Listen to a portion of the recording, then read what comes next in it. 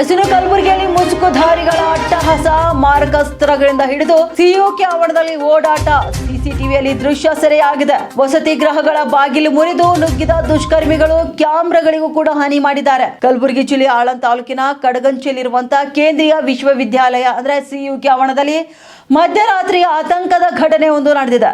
ಮುಸುಕುಧಾರಿಗಳ ಗುಂಪೊಂದು ಮಾರಕಾಸ್ತ್ರಗಳನ್ನು ಹಿಡಿದು ಆವರಣದಲ್ಲಿ ಸಂಚರಿಸಿದ್ದು, ಸದ್ಯ ಈ ದೃಶ್ಯಗಳು ಸಿಸಿಟಿವಿಯಲ್ಲಿ ಸೆರೆಯಾಗಿವೆ. ಮಧ್ಯರಾತ್ರಿ ಸುಮಾರು 3 ರಿಂದ 4 ಮುಸುಕುಧಾರಿಗಳು ಹರಿತವಾದಂತಹ ಆಯುಧಗಳನ್ನು ಹಿಡಿದು ಕೇಂದ್ರೀಯ ವಿಶ್ವವಿದ್ಯಾಲಯದ ಆವರಣವನ್ನ ಪ್ರವೇಶ ಮಾಡಿದ್ದಾರೆ. ಆರೋಪಿಗಳು 3 ವಸತಿ ಗೃಹಗಳ ಮುಖ್ಯ ದ್ವಾರಗಳನ್ನು ಮುರಿದು ಒಳನುಗ್ಗಲು ಯತ್ನಿಸಿದ್ದಾರೆ. ಆವರಣದಲ್ಲಿದ್ದಂತಹ ಸಿಸಿಟಿವಿ ಕ್ಯಾಮೆರಾಗಳನ್ನು ಕೂಡ ಧ್ವಂಸಗೊಳಿಸಿರುವಂತಹ ಆರೋಪ ಇದೀಗ ಕೇಳಿ ಬಂದಿದೆ. ಸಂಶಯಾಸ್ಪದ ಚಲನವಲನಗಳನ್ನ ಗಮನಿಸಿದಂತ ಸಿಬ್ಬಂದಿ ಆರೋಪಿಗಳನ್ನು ಹಿಡಿಯಲು ಮುಂದಾದಾಗ ಅವರು ಸ್ಥಳದಿಂದ ಪರಾರಿಯಾಗಿದ್ದಾರೆ. ಸಂಪೂರ್ಣ ಘಟನೆ ವಿಶ್ವವಿದ್ಯಾಲಯದ ಸಿಸಿಟಿವಿ ಕ್ಯಾಮೆರಾಗಳಲ್ಲಿ ಇದೀಗ ದಾಖಲಾಗಿದ್ದು ತನಿಖೆಗೆ ಕೂಡ ಮುಂದುವರೆದಿದೆ. ಈ ಸಂಬಂಧಪಟ್ಟಂತೆ ವಿಶ್ವವಿದ್ಯಾಲಯದ ಕುಲಸಚಿವ ಪ್ರೊಫೆಸರ್ ಆರ್ ಬಿರಾದಾರ್ ಅವರು ನರೋಣ ಪೊಲೀಸ್ ಠಾಣೆಗೆ ದೂರನ್ನು ನೀಡಿದ್ದಾರೆ. ಪ್ರಕರಣ ದಾಖಲಾಗಿದೆ.